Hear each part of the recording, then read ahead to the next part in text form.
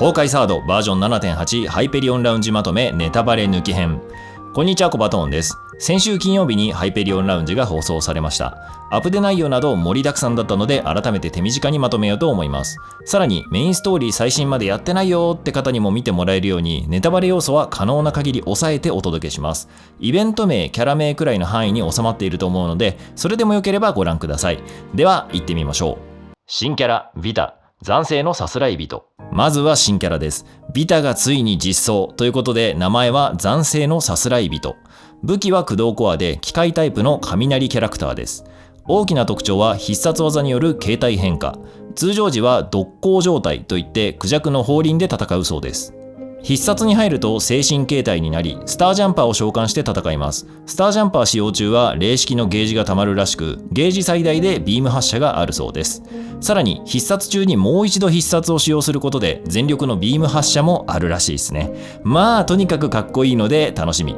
アストラルリングは無存の儀、コラリーと一緒ですね。共鳴タイプのチーム編成でも精鋭タイムのチームにも入れられる性能だそうです。アストラルバースト中はチームメンバーの全ダメージアップができるとのこと。さらにヴィタをリーダーにして出撃すると全員を強化した上でスタージャンパーによるフィニッシュ技が出せるようになるらしい。てんこ盛りですね。そして武器は初点を覆う羽、駆動コアタイプの武器ですね。超限させると初点を覆う羽、厄難除滅に進化。元素と物理のダメージをアップさせる効果があるらしいです。キアナ新武器でアストラルリング対応。新しい神の鍵が実装されます。永遠の月という武器で終焉キアナに装備するとキアナがアストラルリング対応になるみたいですね。リングタイプは無存の儀。必殺技長押しで特殊攻撃キアナ出撃が打てるらしい。モーションなどは不明です。加えて新しい専用セイコンも登場するので、おそらくアストラルリング系の能力が漏れるように調整されているんでしょうね。新マップ水木追加。メインストーリー更新に合わせて新マップが登場します。それが水木。古風でありつつサイバーな都市らしいです。バージョンを追うごとにコンテンツが増えるらしいので、まずは一部分ずつって感じでしょうね。すごろくイベント、構築、創造、模擬戦。ちょっとイベントは盛りだくさんだったので、どれがどういう区分かってのが分かりにくかったんですが、おそらくメインストーリー関連のイベントが構築、創造、模擬戦だと思います。メインストーリー最初と最後の戦争の重要なキーワードとして柔術戦争というものがあるらしいのですが、それに関連してヴィタがすごろくをするという謎構成になっています。なんかバフとかを選択しながらイベント進めたりバトルしたりするみたいです。その中のコーナーとして理屈攻めと硬膜渡りが登場。理屈攻めではサイコロを振りながら相手を説得したりバトルしたりって感じみたい。硬膜渡りは光の幕を避けながらアクションで進んでいくモードらしい。メインストーリーとイベント参加でゼーレセイコンがもらえます。さらに武器選択箱が登場。ヘリアとコラリーのモチーフ武器と再構築型枠、攻撃から選んでゲットできるみたいですね。コラリーの武器はメインストーリーの報酬で持っている人も多いと思うので、何気にヘリアの武器がありがたいですね。イベント、シークレットカーニバル星降るホラーナイト。ヴィタ、テレサ、ライデン・メイが参加するイベントみたいです。多分ハロウィンイベかと思います。内容は不明ですが、おそらくこれと関連する補給が開催される予定で、それがカーニバルキャラ補給。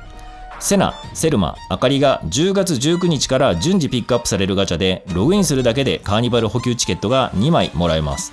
1枚で10連みたいなので、実質20連配布って感じですね。多分期間的に1週間ごとに切り替えって感じで、セナからセルマからのアカリってなるんだと思います。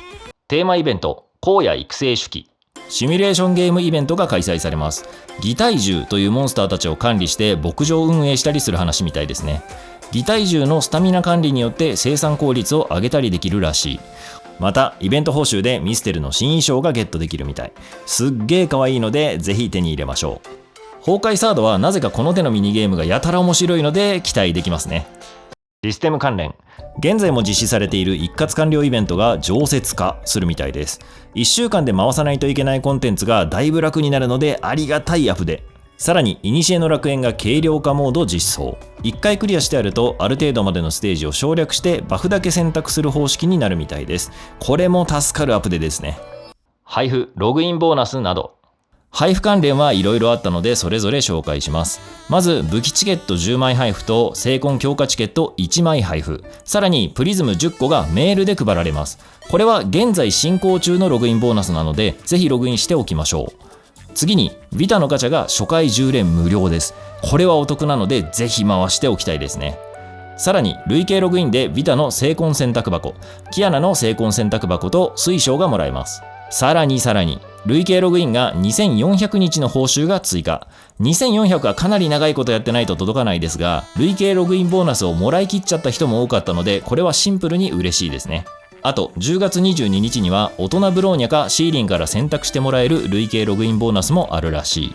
書き方的に多分カードがもらえるんだと思います。だとしたら大人ブローニャを引けてなかったのですっごい嬉しい。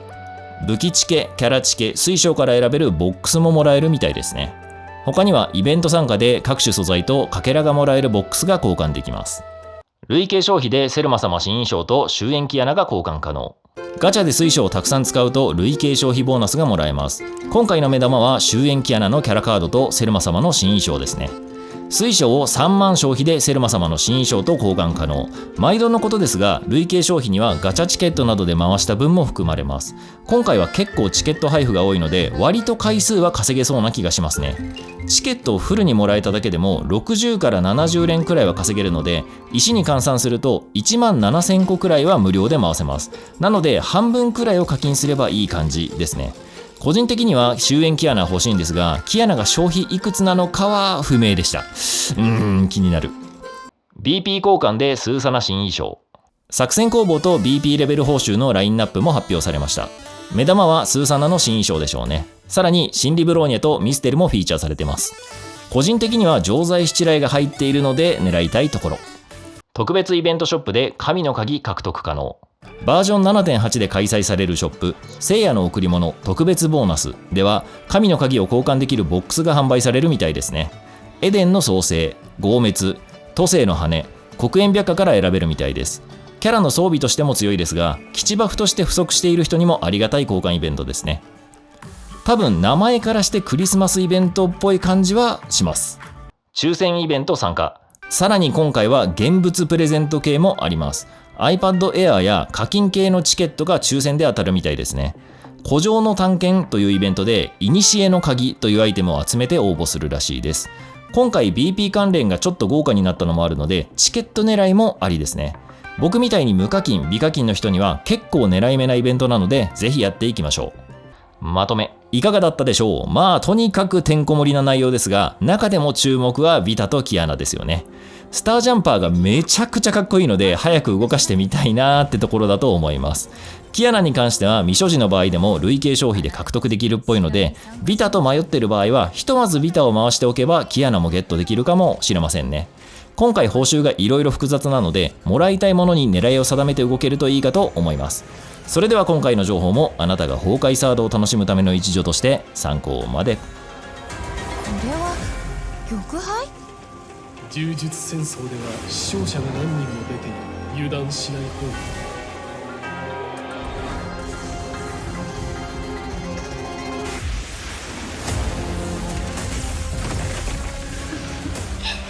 助けが必要かな、可愛いお嬢さんたち。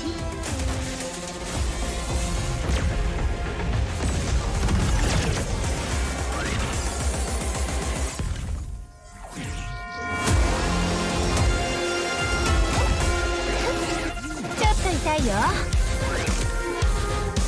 スタージャンパー、僕と共に制限解除。星を落ちて安らかに眠れ。全ては僕の手の中に。星と共に失われた世界は沈むがいい。